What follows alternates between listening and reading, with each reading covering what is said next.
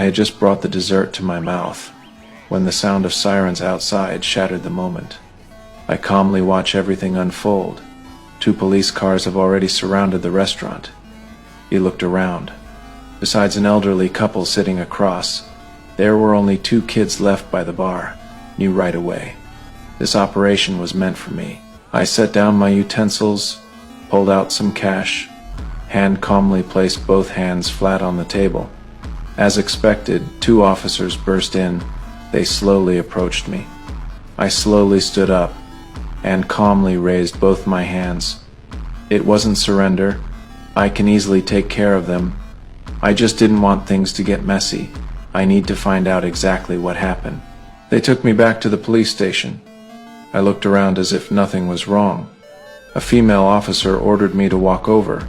She was going to register my information. I didn't say a word, but I cooperated fully. I saw photos hanging on the wall. He realized there were only 5 people in the police station.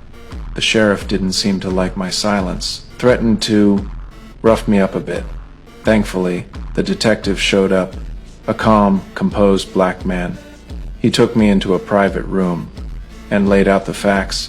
Last night, Simone had been murdered, shot execution, style in the back of the head with 2 9mm, 905 grain bullets. The shooter took the shell casings, but the body had been brutally beaten afterward.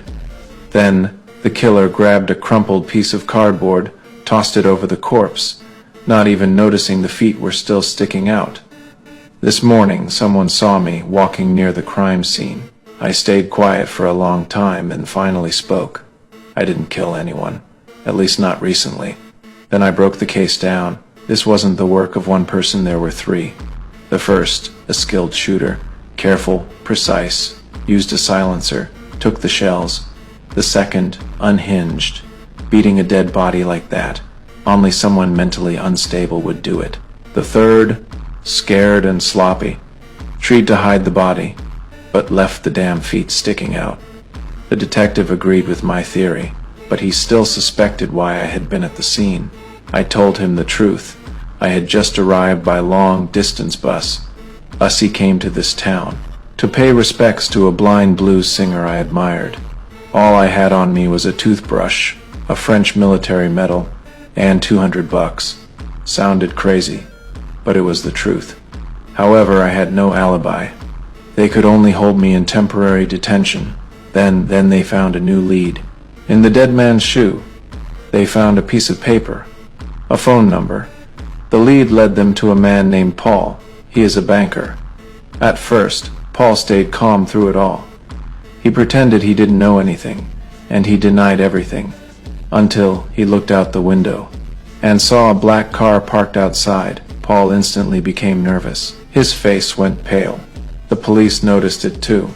Paul's eyes flickered, and his hands trembled. Before the detective could say a word, Paul suddenly confessed to all the crimes, didn't even wait for the female officer to finish reading him his rights. He was practically begging to be arrested. It was too convenient. The detective saw through it. The officer knew too. He was a fall guy. But if he wanted to take the blame, so be it, since they caught the suspect, so the police were ready to let me go. But then, I got a little difficult. No. Excuse me? Not until you let these zip ties come off. We both know I didn't kill anybody, and they're uncomfortable. He told the female officer to grab a knife. I stopped her right away. I got it.